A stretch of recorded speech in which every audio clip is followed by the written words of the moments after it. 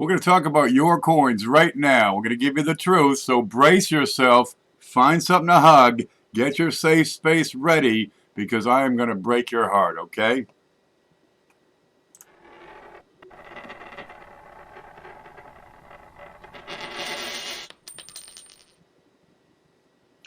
All right, there we go. Look, I'm going through Facebook, some of these groups, and I get these people, they always ask, hey, what's this coin worth? Because they got big dreams, right? Let me move this. I'm kind of setting this up on the fly. They got big dreams, and they're just holding out that bit of hope that they have found this coin that is worth a big fat chunk of money. I'm going to tell you, most of your coins aren't worth very much, right? Look, oh, we're live right now. We got one person watching. It is 3 o'clock in the morning. Yeah, I just have no schedule here. But people, I know people watch this. Howdy, says Paula. Good morning, Professor, says Mike White. Thank you very much for coming in. Yeah, I got to break some hearts here because a lot of people have the idea that these coins that they find, right, these minor varieties where it's a little bit of doubling on the back of a statue, or it's got these marks on it that they've never ever seen before. They think that means this coin must be worth $1 million. Well, first off, let's go over here and have a look. I got the screen is ready here. Okay, here's the people that are stopping in. We get Dragon Ken has come in, and over at what's the name of this? USA Coin Book. I should have checked and made sure this was. I'm not ready. Can we see this page? Here it is, USA Coin Book, and they got one here right at the top. It's called Most Valuable Coins, and I can pretty much guarantee your coins are not going to be on this list. You got about 32 coins here, maybe 40, right? That are worth $1 million. Really, that's no, that drops down below $1 million pretty quickly, huh?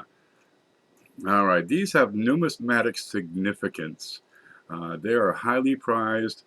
Especially valued because they are rare for whatever reason. They've received a lot of publicity. They're fantastically old, fantastically low mintage. Look at this. Here's a 1794 penny. Don't drop that. Whatever you do, it'll probably be worth less if you do. All right. What's the bottom of the list here? Okay, they've got coins worth over $100,000. Let's see if we can see the right side of that. I'm not ready.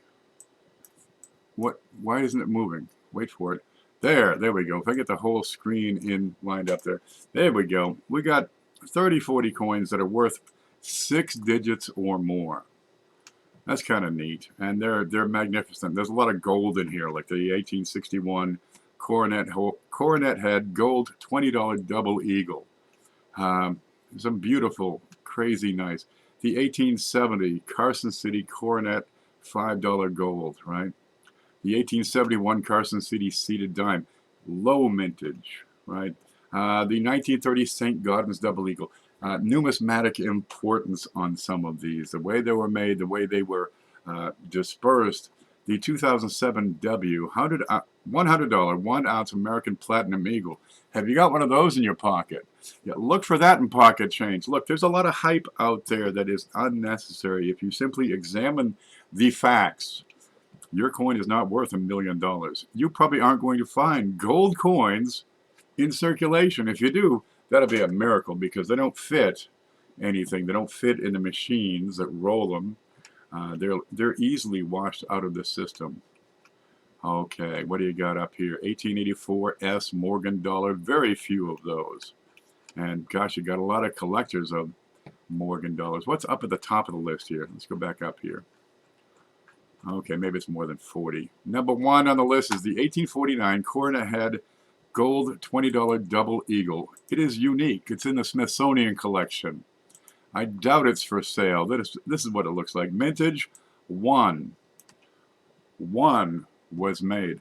Now the key that hints that your coin is not valuable is when you have a lot of them. I'm going to take it to Facebook now and watch this. This fellow put it up. He's got a decent coin here. It's a 1970 Lincoln. It's certified by Annex as MS67 red. Well, that's pretty good. You know, some of these moderns actually are tough to get in in superior grade, 68, 69, 70. I'm going to take you over now to PCGS because Annex doesn't have population figures. Here's PCGS, and we're going to look up that Lincoln set. Okay, what do you got? What do you got? What do you got? 1970. There it is. Right there, 1970. Come on, load. Okay. 1970 red.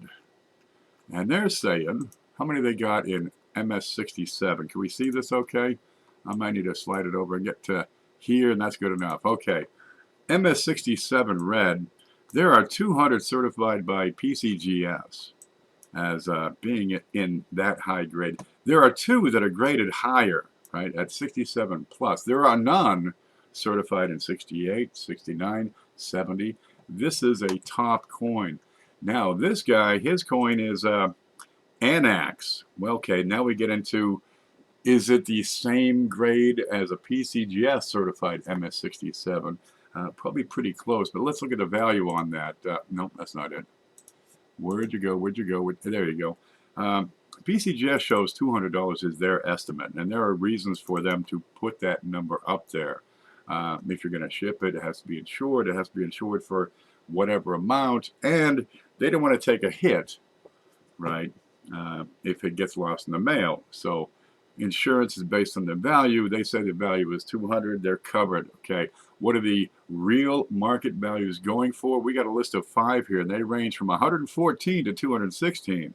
Well, that's not too bad a range, but I always kick out the bottom and the top. The bottom one, I don't know, maybe nobody showed up that day. Maybe there was a potato chip stuck to it, right? The top one, 216, I throw that one out too, because maybe there's something going on with that coin that nobody noticed. Maybe it was a 1970S small date when the label says 1970S large date. These things happen if the people don't pay for certification for varieties and such. Getting down into NGC grades, we get a range of 106 to 235. So they're kind of in there. What's that guy's coin worth? If you look at it, it's probably, you know, 116 to 230 bucks, somewhere in there. Now, Annex tends to be kind of a discount certification company, so we can probably reduce that value a bit. People have more faith in PCGS, and that faith gives their coins a little extra value. But watch this. We got a response down here. The guy says, let's see. Where is it? Oh, this guy says, I'm a rich man because I've got over 100 that look nicer than that. Oh, God, weeping Jesus on the cross. He's got hundreds that look nicer. All right, we look at the population over here. 2. They've got 2 that are nicer that PCGS has seen. Now, they got a lot of coins in there. People go through rolls and bags and sacks and vaults and look under the couch and go through every source to find these superior grade coins. And people, they go to classes and study and learn the methodology to come up with these grades, so they know when it's worth it to them to send that coin in to be certified. Well, if it costs you 15 bucks for the coin and another 15 bucks for a variety, then shipping both ways, you got to be able to recover that investment. So honestly, 67 is borderline. It's almost worth it to send it in to be certified. And then if you do, well, you're only going to make, 10, 20 bucks anyway, because you spent all your money on certification, insurance, and shipping. But hey, 20, 30 bucks for a coin that costs you a nickel, that's not too bad. These other 2 up here, right, the 67 pluses, where they're going for 4,400, there are 2 of them. Those are worth something. Anything less than 67, you can barely recover the cost. 17 bucks, 15 bucks, 13 bucks. You'd have to send 10 of them, right, all at once and get them certified, so you save on the shipping. Really, if the shipping is the margin, you're not into the high value coins. Now, another thing with this guy, okay, where'd he go? Oh, there's everybody saying hi. Let me find Facebook again. There it is. So this guy's got a decent one. It's probably, 100, 100 to 250, somewhere in that range, depending on what the market, the timing of the market, who's going to that sale, that auction. And this guy over here, I'm a rich man because I've got over 100 that look nicer than that. Well, what's going to happen if this guy sends in, right, 100 or over 100 all at once to take advantage of his fortune here? Okay, getting back to PCGS, so you got 47 in 67. Right, you get 2 in 67 plus. What's going to happen if he sends them all in, they get certified as 67 plus, or better yet, 68? The value on all the rest of these is going to drop to nothing, right? There aren't that many collectors of high-grade moderns. Some people like them. They get into those, the registry sets, where it's an actual competition to see who can assemble the finest set of certified coins. But if you throw a couple of hundred at this, you collapse the market. It's about supply and demand. Now the supply, it's kind of low. That's as we're seeing here. 47 specimens, 10 specimens. By the time you drop to 66, you got hundreds. But you don't have hundreds of people collecting them, which is why this big difference in price from 168. We'll use that as an average. I just clicked it. Let me go back. Stop there. Okay, there you go. You throw some on the market, and there's a huge difference between the top, let's say 49 coins at 168, to the next tier down, the 66s, which are good for, $13, $14, $15, maybe 20 if it's a really shiny and it's a good day out there and somebody's feeling groovy. Below that, again, it drops, and you can't even recover the cost of certification. But if you were to take 100 of these and dump them on the market right now all at once so you can save on the shipping, all of a sudden those coins you thought were valuable became unvaluable. Oh, how do you win? Well, let's say the guy had, where'd he go? Let's say the guy's got 100 of these things that look nicer than that one. How would you do that if you were to try to market those things and cash in on those 100 coins that are nice? You'd have to do it one coin at a time, right? If he puts 100 up, he'll get 15 bucks a piece. Okay, it's a good chunk of change, but if you put one up there on the market would absorb the one, and he'd probably get 3,000 or 4,000 bucks. That is how you play the market. Taking everything and selling it, all of it, all at once, or submitting, massive quantities of something is how you collapse the market, and you lose. Oh gosh, I hate to break it to you, fella, but those 100 coins you have, they're not going to be worthwhile unless you have a strategy to market the darn things. It's not going to work otherwise. Oh, there's one up here. Where'd it go? Here we go. This guy just wants to know, is this coin worth anything? What you got here? It's an old penny. I can't even see the date. Let's open it in another window. Yep. Put it on your pants and take a picture. Hey, he's probably in a car. Right. Okay. It looks like a 1946 is what we got here. I can't zoom in anymore. It's circulated. All right. It's what? 70, coming up on 75 years old or something like that. It's an oldie. Remember, it is post-World War II. You got a lot more production after the wars than before the wars. That was in 1936. It might be worth a little more, but we're talking, look, we're in the industrial age. Most of these coins you're going to get in circulation, they needed a lot of them because they got 100 million people mouths to feed. Everybody's buying new houses after the war. After World War I, production went up, the economy grew, things happened. There was a little quiet time in there in the 30s. After World War II, again, you have all these people coming home, and geez, it's peace. Let's settle down, get married, get a house, get some kids, start a company, do our thing. We can live, the good life. Get a little house in the suburbs, get a toaster oven. What else you need, What? So, some tables for that TV dinner would be really nice. And look, they're at the store, and they're only $19.99 in 3 easy payments.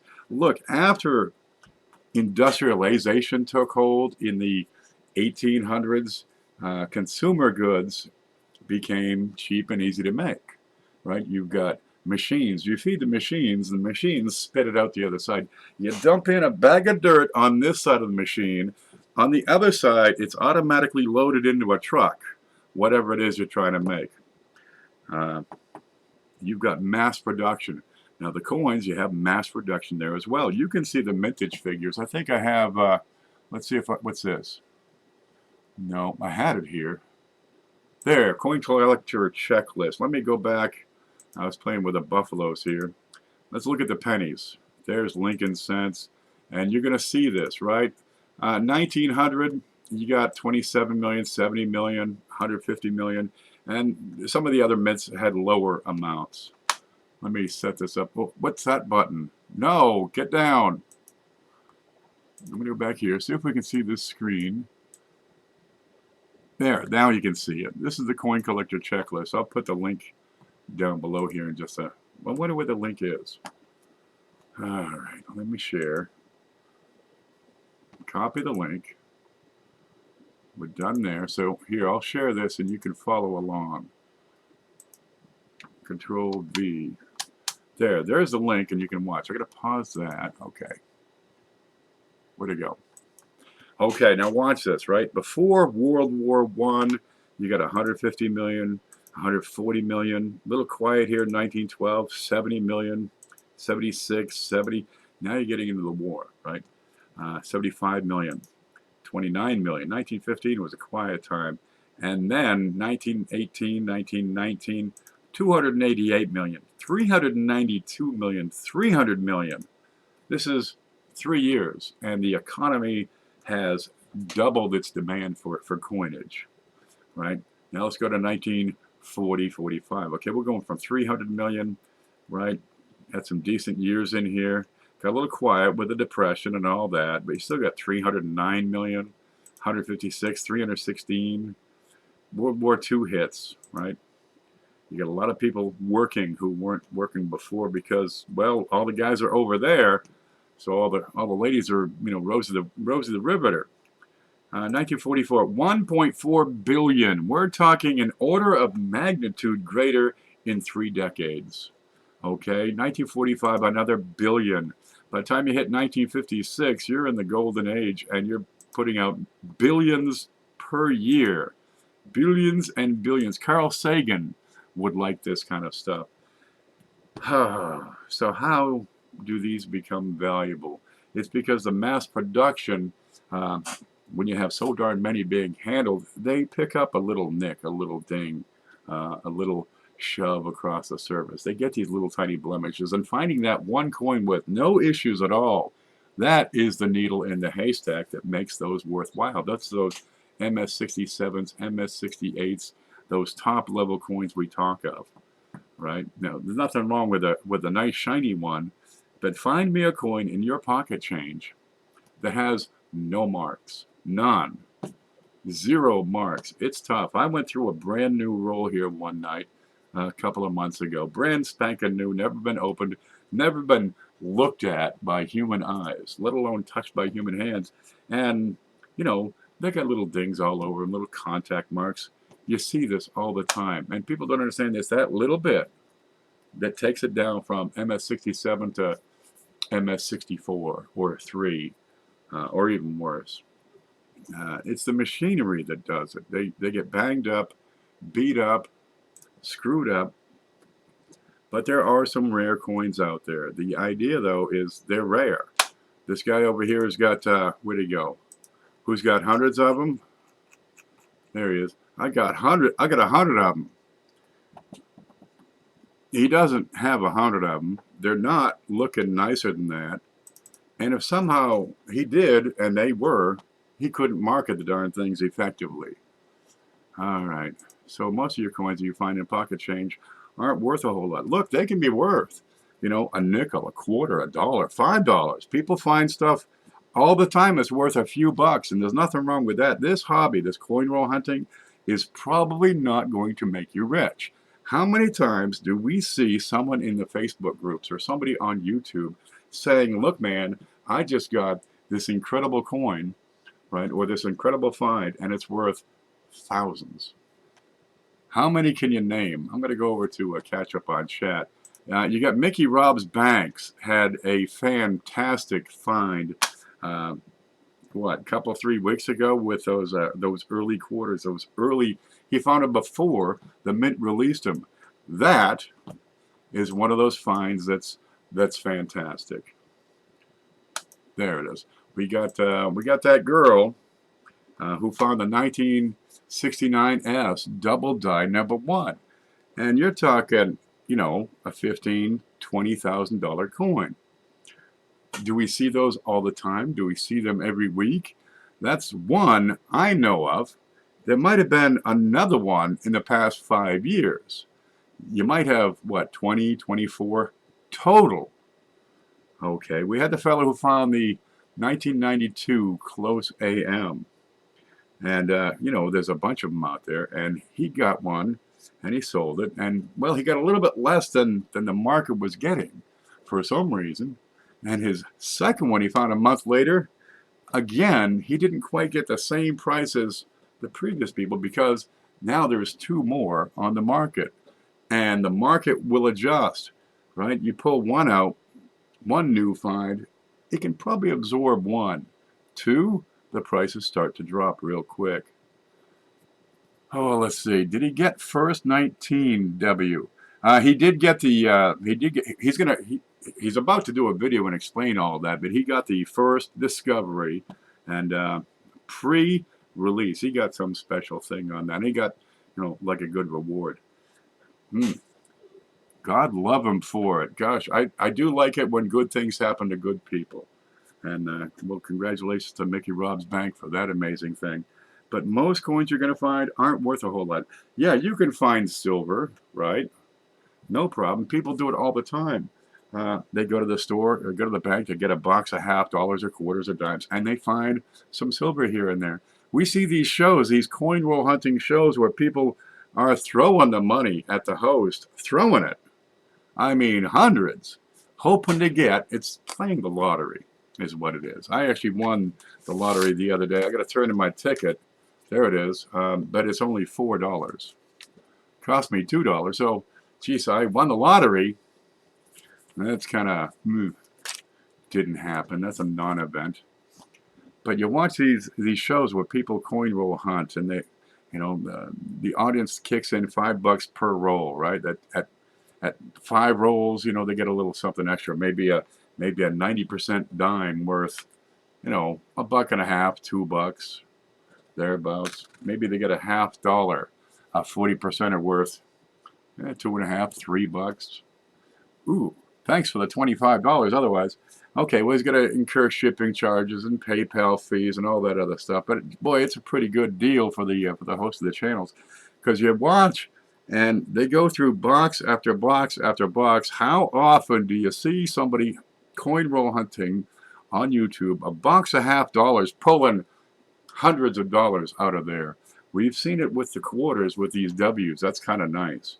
But the silver and the half dollars, geez, if you get 4 or 5, that's pretty good.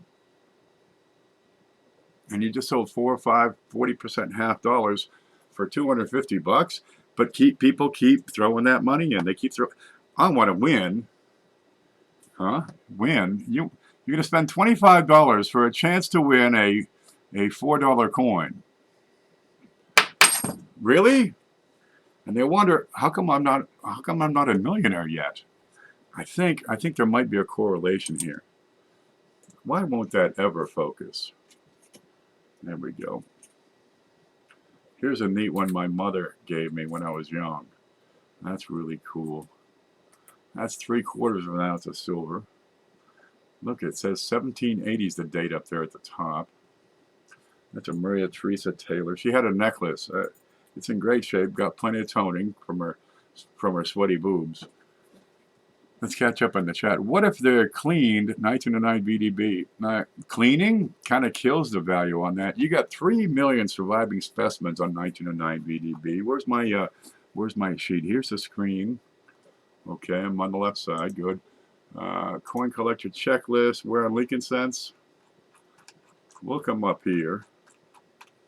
They made what? On the 1909 VDB, they produced 28 million of the darn things. You probably have about 3 million that still exist because it's the first year of issue. They kept a bunch of them. A lot of them you can get in really good shape, right? And you can get plenty that are pretty tore up and tired and scraped and scratched.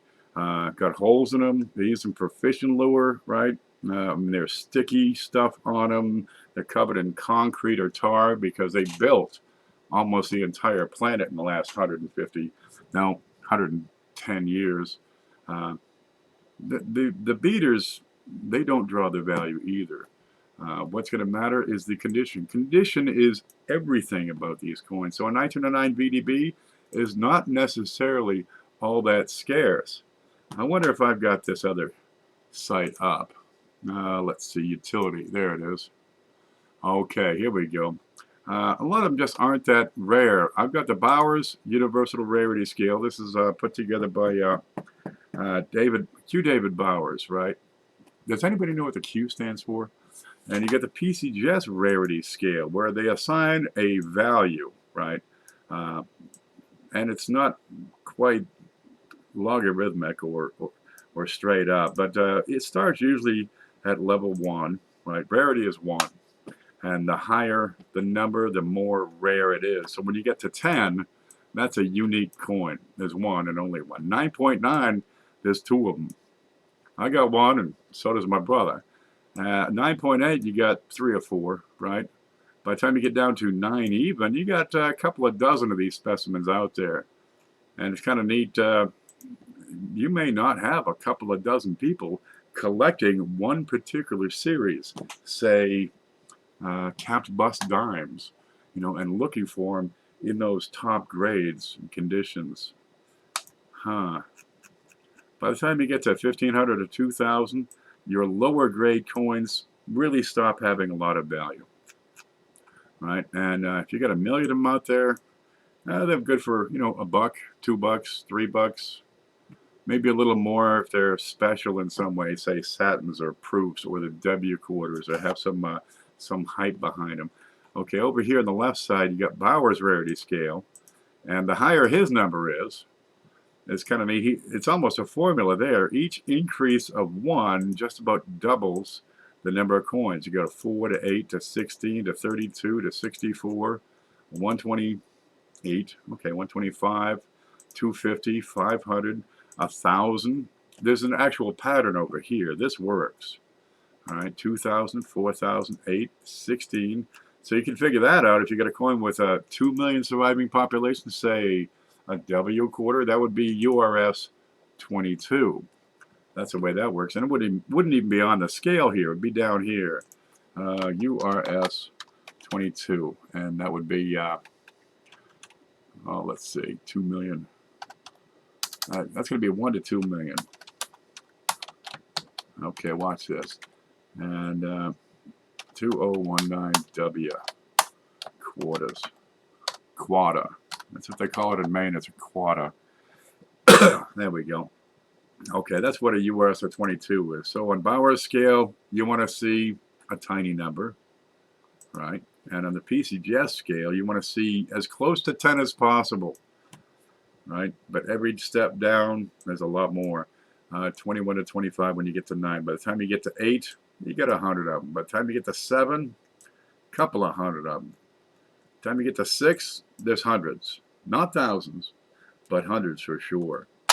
That's kind of neat. What was it?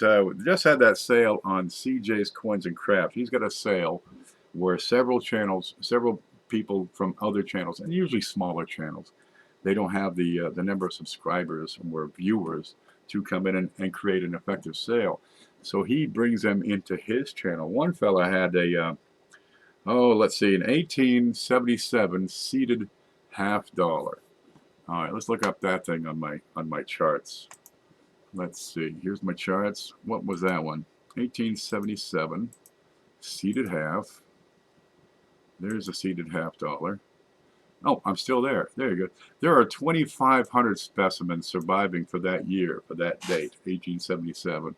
Too bad it didn't have a mint mark on the back, a CC, because there's only 700 of those. Okay, the 1877, where you got 2,500 specimens. What you got for universal rarity? How many did I say? 20? I can't remember. 2,500. Okay, so that's going to be, let's see, about a 4.5 on the PCGS scale or a 13 on Bowers scale. Okay, it's starting to be kind of rare, starting to be few and far between. The higher grades will be fewer still, and they'll be up into those high grades. They'll be up into the few dozen, few score, the several, the two. It's those top grades that bring the $1 million, that bring the tens of thousands, and they go for that. Seriously, there are plenty of people who will speculate on these coins. Look at this, 1877S is good. They got 4,000 of those.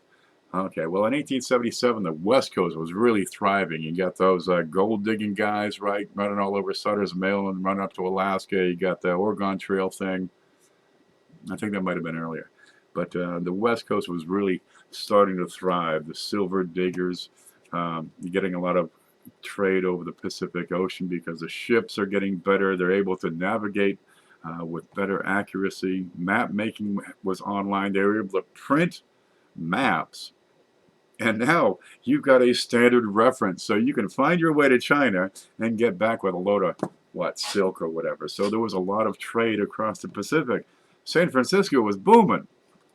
No problem. So they had actually more survivors.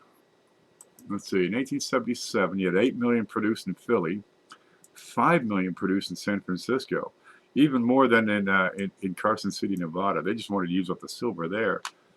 But you have a lot more survivors. So 4,000. Where are you here? Okay, from 2,500 to 4,000. That goes from a 4.5 to a 4.2. How about that one? Okay, whereas on Bowers' scale, it goes from 13 to, well, pretty much 14. It drops a whole point. 1 point on the universal scale is huge. 1 point over here is pretty darn substantial, but not quite as much. But rarity is everything. These rarity scales, they start at about, 1 million, and they call them very common, or geez, below 200,000, you've got scarce. How about that one? There was a 1909 SVDB fits in right there. It's scarce. How about that one? The same guy that had the 77 had, what was it, a 1916 D Walking Liberty half dollar, and there's not so many of those. Let's see if we can find that one out. Walking Liberty half dollar. He had a 1916 D where you got 50,000 surviving specimens, but there's a lot of collectors. There are a lot more collectors of these Walking Liberty halves because your grandmother, it's what she had when she was a kid. Your grandfather, that's what he had when he was a kid. They wanted to collect those coins to remind them, of being a kid. They're familiar with it. They understand it. They'd never seen a City Liberty half. That was 100 years earlier, for Christ's sakes. But you got 50,000 surviving specimens, right? What's that going to be? Wow, you have fewer of those 16D Walking Liberty half dollars than you do 1909 SVDB. What? And they're cheaper? How does that work? It's supply and demand. There are more people demanding the 1909 SVDB because you've got 2 million people collecting pennies. You got 25,000 people collecting half dollars. Seriously, if you want to get some old, rare coins that are going to hold their value, promote the hobby, grow the number of collectors, and grab up those scarce, very scarce, rare coins. What are you talking? Less than 1,000 surviving specimens? Grab them up. I mean, in 1857, New Orleans half dime. That's rare. 800 surviving specimens. Jeez, what if you could get one person into the hobby, maybe a grandchild or friend or niece or nephew or something. Let me look at some figures here. Oh, I've lost my way. How many people we got watching the show right now? One less if CJ goes to bed. I don't know, we probably got a dozen people watching this time of night. Well, what if you had a dozen more collectors get into the hobby, right? Well, that's going to make those rare ones even more sought out. You know, you got 12 surviving specimens, you got 13 new hobbyists. Somebody's got to go without, so whoever's got the most money is going to get them rare coins. A Fibonacci sequence. Is it? We'll have to look at that. That may be a Fibonacci type of thing. Maybe it's based on prime numbers. It's really hard to tell sometimes with PCGS. What are we looking at? What? I don't know. Here's home. We'll just go back home. All right. What are these coins worth realistically? You go through your pocket change, you get some old nickels. Right? 40s, maybe 1939. Right? Maybe a silver nickel. Geez, they're good for $1, maybe. I mean, if they're worn down to a frazzle, you can just make out the date. The rim is all just washed out into nothing land. They're good for $1. You know, maybe $1.25. If you got 40 of them, you might get 35, 40 bucks for that. Well, you know, that's not too bad. That's pretty good money for just spending some time with your grandchildren, going through a bunch of old coins. Right? We got these coins that Frank pulls out, right? And he's giving these away, I guarantee it. Let me pull this one out, because they're in great shape too. Let's see what these are. He had a couple of rolls of these double die reverses. Okay, nope, don't click that. It says, please do not click this button again. Scope, there it is. We can get this to focus. And he's got these, right? I need a stick. And you're going to find this is a Class 9 double die. Really, it doesn't take long to learn about what a Class 9 double die is and what to look for. And if you look right beside Lincoln's leg over there, you see this extra bit of metal right beside the statue. That's what it is. Pretty minor. Okay, over here, what do we got? Another one? Yep, this time it's on the other side. Right, it's over here on the right side there, huh? That's all it is. And I've seen him get, you know, 20, 30 bucks for a roll of these. What are you talking there? 30, 40 cents, 50 cents per coin? You reach into a bucket of pennies, you pull one out, it's not really a penny, it's 50 pennies. It's more valuable, but we're still talking 50 cents. But it's learning those varieties. It's learning these things, you know, what's worth a nickel, what's worth a quarter, what's worth $1. It's that learning, that understanding of the hobby that's going to make it possible to say, hey man, this one right here, that's a big find. That one is freaking important. Let me go back to, let's go back to Facebook for just a minute. Let's see if we can find this. There. Okay, I gotta hit a button here. Wait for it. Okay, there's that. I want to see the screen.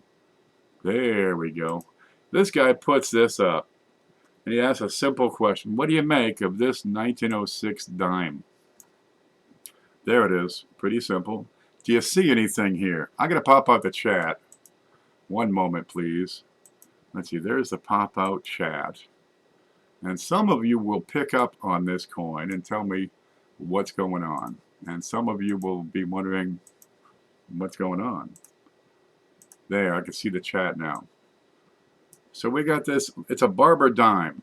All right, it's a 1906 D. And he's asking, what do you make of it? So I'll let you, CJ picked it out right away. Did anybody else pick it out?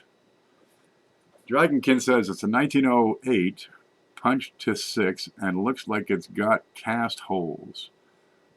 No. CJ picked it right out. No, but I'm a newbie. That's okay, man. When you're done here, you won't be as new. You pick up, so people pick up something from every single show I talk about. I have no way to point at that. Can you see the mouse? CJ picked it up. I'm going to try to open this up in a bigger form. Open in new tab. There we go. So we can see it. And you're going to look down here below the date. Okay. What do you look for on these older coins? You know, they used to test out the dies. I get to talking. Let me spray this in my head here. All right. They used to punch the dates in by hand. Nowadays, they're incorporated into the hub. Right? But they used to punch in the dates by hand. And they test it out. right? They're going to test it over here by the rim where they know the design is going to be obliterated. Or they test it up here on the neck of the Indian where they know that the design is going to be obliterated. Except that sometimes it's not obliterated. You end up with these little curves in the dental. This is a 9, right? Over here, this is part of the 0. And this is the 6. It's a test right. They tested the hardness of the die to gauge how hard they need to hit the punches that they punch in the letters with. So this is what we're looking for. That's a misplaced date. That's what it's called. Okay, so then we got to look up, we got to find, where is my home? There's home. So what is that? And we got all kinds of stuff around here. I pull it up in my database, and what do you know? There it is. I said, this is FS 303, right? So you look up in your FS book here. Let's see, seated dimes. That's a barber dime. 1900 something. 1906D. There it is. And I got too much stuff on the desk. Look, I'll do it this way. It's page 46 if you have a cherry picker's guide. I actually have the thing here. Let me pull that up. I took a picture of the screen and sent it to the guy. There we go. That's too damn big. It's gone. This is so hard. There we go. And I'll give you this screenshot.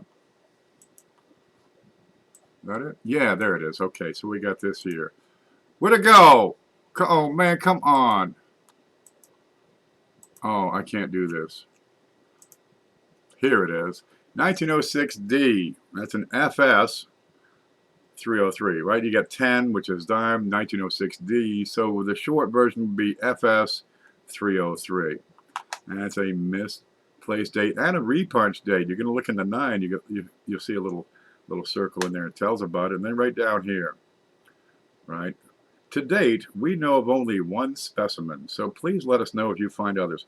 Wait a minute. Only 1 specimen? Let's look at PCGS and see if they got more. Because, let's see. There we go. Because Cherry Picker's Guide, this was printed in, let's see, 4th edition, volume 2 was 2006, 13 years ago. So I go to PCGS. There we go. Here it is. Look it up. Check it out. There's a little button you can press. It's called Show Related Coins and Varieties. And they got 4 in there. They got the regular one. Then they got the FS 301, 302, and 303. And they're in the book here. Repunch date and repunch mint mark. This one only has the repunch date.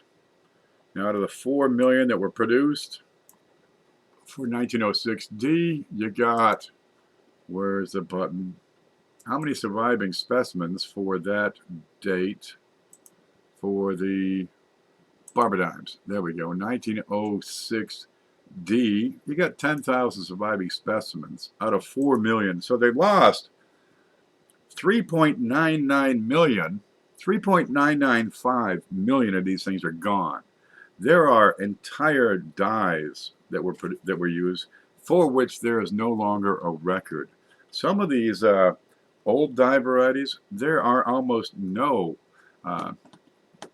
specimens out there. 2, 3, 5 surviving specimens. These are rare coins. Okay, where'd you go? Where'd you go? What you got? 1906D, 10 cents, repunch date, misplaced date, FS 303. And I'm looking at this thing, and then in the 16 years or 13 years since they produced the Cherry Picker's Guide, we got 2 in VF30, and you got 1 in AU55 for a total of 3 that they have. I went and checked NGC. They don't show anything. 3? Well, how rare is that one? If we go back here, we're looking at 3. That's a rarity of 9.8 or a universal rarity scale of 3. That is a rare coin. Huh. Well, I didn't show the guy the listing over here to PCGS where it shows they're saying 275 bucks. I just left him with the I left him with this where it says what's it say for VF. I sent him a message, so I'll give you 40 bucks for that. Yeah, maybe he wants to sell it for 40 bucks. You can see the repunch date inside the 6 and inside the 9. That's a neat thing. Have you got one? Have you got 100 of them better than this one? That's a thing. These rare coins are rare for a reason. There just aren't that many of them. How do I restore chat? There's restore chat. Okay, and it's that rarity that makes them value. It's that high quality that makes them value. Oh, how do I get this screen? I get to going all over the place here. I got 37 windows open.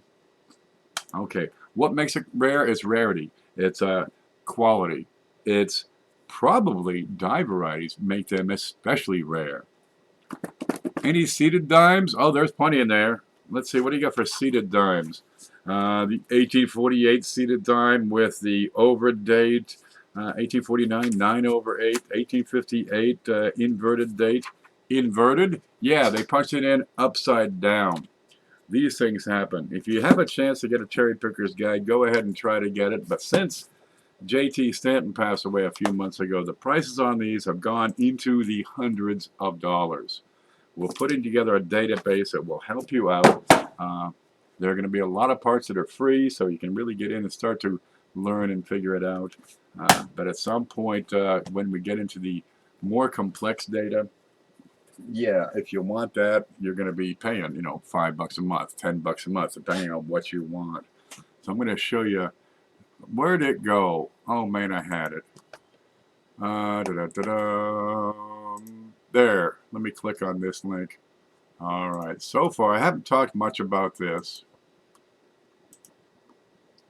and probably because I got too many windows open, it's hard to find my way around. I've got a Patreon account started, and what we're doing is taking all this information that we have in the database, and I've been working on that all day. Where are you here? Button. There's a button. Screenshot. Here we go. We've been working on this darn database and really beefing it up. We got a lot of things we're adding to it. We're encountering a little bit of difficulty with getting the software to read exactly what we want. So we're adding a couple of different fields here and really shaking it up so we can make it work a whole lot better. But it's making the thing a whole lot more complex. But all this stuff will eventually be online in a form that is usable, and it'll look a whole lot different than what you're seeing here. The big obstacle we face is getting all those photos, because to do what we want to do, we're going to need about 250,000 photos. Well, we're getting there, and the software we're using is making it possible to get this stuff up a whole lot faster. But well, we're getting some costs in there. We got over $1,000 in software. We're getting the well, the LLC has been filed. You know, that's going to take care of the all the background stuff to make everything possible. But it goes on and on and on. There's stuff in here we still got to add. You know, you want to find some die varieties? We're listing every darn one of them. But we're going a step beyond everybody else, right? It's not just RPMs, double dies, double die verses and reverses, or repunch dates. We're getting to chips, cracks, cuds, retained cuds, all those things that you're going to find. Well, let's talk about them and get it out there. But to make it happen and add the cross references and the links, you know, because we can't use Conaca's pictures or Wexler's pictures or anybody else's pictures. We have to use our own, and we got to watch out we're not copying them verbatim, because it's not the right thing to do anyway. We are putting in multiple references, as many references as we can find. So if we don't have the pictures, you can look up on their site, and we're putting in the links so you can just jump right over to it pretty quickly, and that's working pretty well. But also we're putting in the obverse design, the reverse design, the mint mark design, so you can nail down exactly what you have. And that's getting to be fun. Oh boy. Yeah, wait for it. Anyway, the Patreon link will take you over to here. Can we see this at all? There it is. And this starts to explain it, but we haven't we haven't developed this particular site fully yet. That's where we're going to add in some rewards the supporters. What we need most right now are people who will are willing to beta test the website. And we've got to check all those links. We've got to see that everything's in order, working. You know, try to break it, because if you can break it, then we got something we need to fix. So let's see. There's a live. Did I post that link? I sure did. There we go. And we're looking for your support. Yeah, it'll be a couple of months before it's live, and we'll be starting with Kennedy half dollars and Lincoln wheat cents. And then once that's going, we can start to develop the whole darn thing and bring in all these other projects we want to bring in. Yeah, so we can find this stuff and identify it, and you'll be able to tell, hey, is this valuable, right? Is this a valuable coin that I have here pictured on my leg? Right? Is this something that they have only one specimen of? Right? What's this thing worth? This coin here on my thigh, and you'll be able to better judge if it's worth submitting to certification. Gosh, what are all these worth? You figure most of these coins aren't worth much. Oh, here's a neat one. I don't know if you saw this. I got these. What do you call them? Stone Mountain half dollars that have these counter strikes, these counter punches in them. They got numbers, but they also should have, right above here, a state, probably Florida or Georgia. And then over here they got an SL or a GL. Okay, these were counter punch. They made a couple of million of these Stone Mountain half dollars. Well, they were slow to sell. So they got these Southern Bells together, and they put some numbers on these, which is oftentimes a company number for the guys who served in the Civil War. I had to go and see and check. Where is it? I put the link in here somewhere. There it is. Nope, it's gone. Ah, this guy said I didn't know what I was doing. Okay. Oh, I'm going to post this link to this book over here. These are well, Stone Mountain Confederate Memorial half dollars. It's a whole project on how to get these things marketed. They got all these girls to get out there and sell them, right? Effectively, the buyers are sponsoring a Civil War veteran with this. But you're looking at a number, right, which is going to be their let's see, deciphering the code. The state serial number, gold Lavalier or silver Lavalier, which was an award. Then you got the state, Florida or Georgia. Serial number, that's here. That represents the unit or county that the soldier served in. And they took them to, you know, like the top girls, they took them to a ball and stuff. Showed them a good time. They put on really big dresses, right? That's what they do in the South. They put on big dresses. So let me give you the link to that. That's a neat story all by itself. There's a link to that. Gosh, the stuff you gotta know. There is no end to it. Now I'm gonna find my way home. There we go. Yeah, I think we're looking good. I've been talking for an hour. I don't mean to break your hearts and tell you your coins aren't worth that much, but the fact is, most of the coins that I see have damage. They get scratches, scrapes, bumps, bruises, contusions, holes, stains, pits. They're bent. They've been screwed up. They got a fish hook hanging out of them with a fish on the other side. Oh gosh, those problem coins really don't bring much of a premium at all because, well, they're a problem. People want good quality coins. And if we want our coins to be more valuable, the best way to do it is grow the hobby.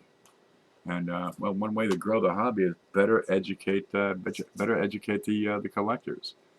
Well, that's what we're trying to do. It'll be a process. We'll be a couple of years completing the database, and if my math is right, we're decades of man or person labor going into the entire project to complete it. But it'll be functional, practical, and useful by within the next couple of months. Yep, and bacon. That's right. Bacon is good. You can go wrong with bacon-shaped coins or coin-shaped bacon or bacon on your coins. If you have a big enough coin, you can use a coin as a plate to hold bacon. I'd put bacon on this and then lick it, and it's only going to be a better thing. Okay, but there are some good coins out there, so don't give up. Really, you have a better chance of making good money going through a box of pennies than you would sending in some money to a coin show where they coin roll hunt and just pick up the silver. It's not going to happen. But if that's what you want to do, hey, it is fun. It is entertaining. There's a lot of excitement about it.